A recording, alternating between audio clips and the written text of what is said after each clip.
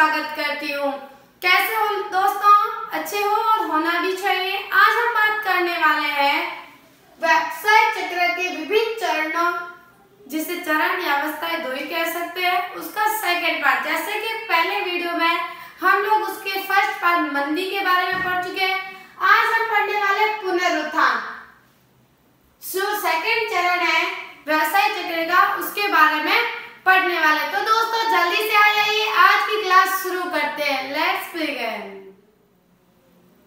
तो दोस्तों आज हम बात करने वाले हैं पुनरुत्थान के बारे में, जिसे रिकवरी कहते हैं। तो आज हम जानते हैं कि रिकवरी क्या होती है, पुनरुत्थान क्या होता है। दोस्तों सबसे पहले बिजनेस में मंदी का समय होता है। मंदी के कुछ समय बाद जो चरण आता है वो होता है पुनरुत्थान। जैसे कि यहाँ लिख रखा है, समाज में मंदी की अवस्था कुछ समय बनी रहने के बाद पुनरुत्थान की अवस्था प्रारंभ हो जाती है। जैसे कि दोस्तों हम पहले वाली वीडियो में मंदी के बारे में पढ़ चुके हैं कि मंदी क्या होती है, और मंदी के कुछ समय बाद, मंदी कुछ समय रहने के बाद पुनरुत्थान का प्रारंभ होता है, पुनरुत्थान की अवस्था प्रारंभ हो जाती है। अर्थात मंदी काल के कुछ समय बाद कुछ वस्तुओं की मांग बढ़ने लगती है। पहले तो एकदम मंदी आ जाती है, मंदी मतलब वस्तुएं बिकना बंद हो जाती है, लोग उनकी मांग करना बंद कर देते हैं, उनके पास क्रय शक्ति नहीं होती है, इसलिए वो खरीद नहीं पाते।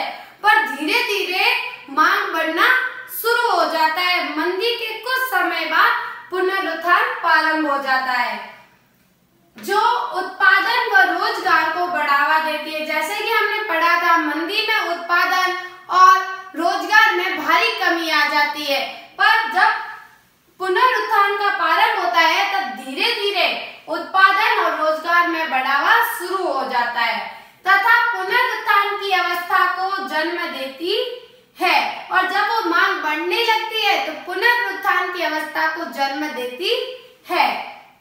फिर देखिए दोस्तों, अर्थव्यवस्था में मांग, मूल्य, उत्पादन, विनियोग तथा रोजगार में वृद्धि का क्रम प्रारंभ हो जाता है। धीरे धीरे मांग मूल्य भी बढ़ने लग जाता है, कीमतें बढ़ जाती है, उत्पादन भी धीरे धीरे बढ़ने लग जाता है, क्योंकि जब इनकम आना शुरू हो जाएगी तो उत्पादन भी बढ़ना शुरू हो जाएगा। विनियोग में आप लोगों को पिछली वीडियो में भी बता चुकी हूँ, फिर से बता देते हैं, बताने में कोई अर्थ नहीं है। विनियोग दोस्तों, जब व्यवसाय का स्वामी ऐसा धन जो भविष्य के लिए या फिर कोई उद्देश्य पूरा करने के लिए बचाए रखता है, वो होता है विनियोग।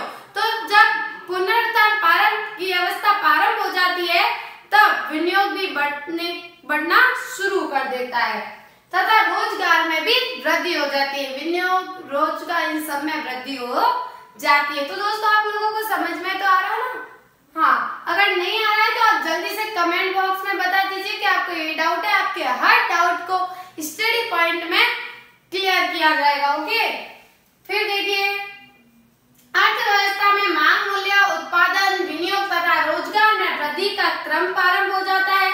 सरकार द्वारा जनहित मतलब जनता के हित में कार्यों पर अधिक व्यय से भी रोजगार एवं उत्पादन की स्थिति में सुधार होता है।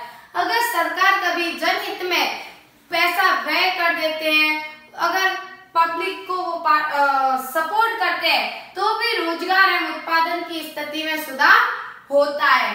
समाज की आय में वृद्धि होने लगती है और समाज की जो आय है, इनकम है, वो भी बढ़ने लगती है। कब? जब सरकार जनहित में उनकी मदद करता है, जनहित कार्यों में मदद करता है।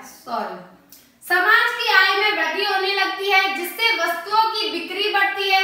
और जब आय में वृद्धि होगी, जब लोगों के पास इनकम होगी, तो लोग वस्तुएं खरीदना शुरू कर देंगे, और जब लोग वस्तुएं खरीदेंगे तो बिक्री भी बढ़ जाएगी, और बिक्री बढ़ने से देश में व्यापार का विस्तार होगा। और जितनी बिक्री बढ़ेगी, जितने वस्तुएं बिकेगी, उतना ही व्यवसाय में विस्तार भी होगा तथा लोगों में नई आशा का संचार होता है, जिससे सभी आर्थिक गतिविधियां बढ़ने लगती है। जो किसी कारणवश मंदी आ जाती है, आर्थिक गतिविधियां बंद हो जाती है, वो पुनरुत्थान की अवस्था प्रारंभ होने से वो सब बढ़ने लग जाती है। तो दोस्तों आप लोगों को पुनरुत्थान समझ में आया?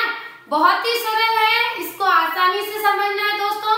जैसे कि हम पहले वीडियो में मंदी पढ़ी थी, तो कुछ समय मंदी रहने के बाद पुनरुत्थान की अवस्था प्रारंभ हो जाती है, जो रोजगार, उत्पादन इस सब में बढ़ावा देती है और सरकार भी जनहित कार्यों में मदद करती है।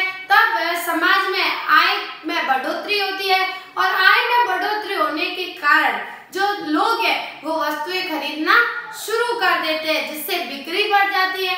और दोस्तों जब बिक्री बढ़ेगी तो व्यवसाय में भी विस्तार होने लगता है, आर्थिक गतिविधियां भी बढ़ने लग जाती है। तो दोस्तों बात को अच्छे से समझ में आ गया होगा, और अगर आपको समझ में आ चुका है तो आगे से आगे अपने दोस्तों को शेयर कीजिए ताकि वो भी इस अवसर का मौका उठा सके और मेरे साथ बने रहिए स्टडी पॉइंट में।